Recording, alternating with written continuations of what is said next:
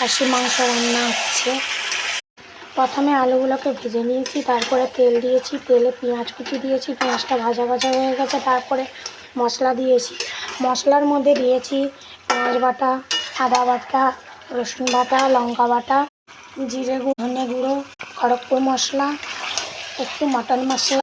প্রথমে মাংসে নুন হলুদ মাখিয়ে রেখে ফ্রিজে 8 ঘন্টা মতন রেখে দিয়েছিলাম। অনেকেই খাসি মাংসকে প্রথমে কুকারে সিদ্ধ করে নেয়, কিন্তু আমি কুকারে সিদ্ধ করি না, আমি কড়াইতেই মাংসটা করি।